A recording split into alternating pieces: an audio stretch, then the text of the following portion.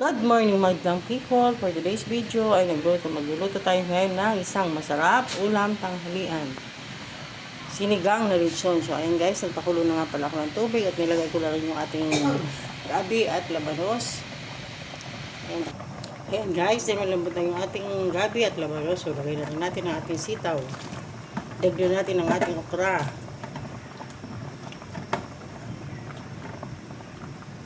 Maglagay din tayo ng pamenta.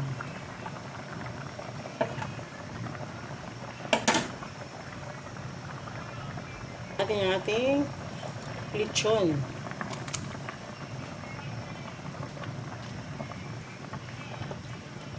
Lechon from Ilocos guys to.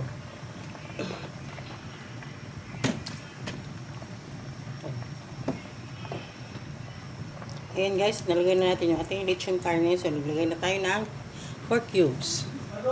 Maglagay din tayo ng kaunting patis.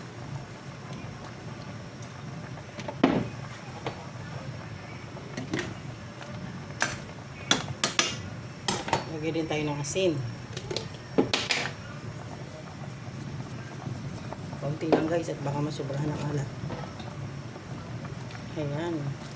Kumukulo na ang ating sinigang na lechon. Magdalay tayo ng magic sarap.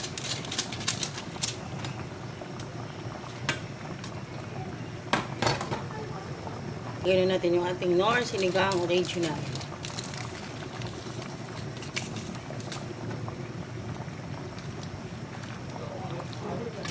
At lagay na rin natin yung ating kangkong.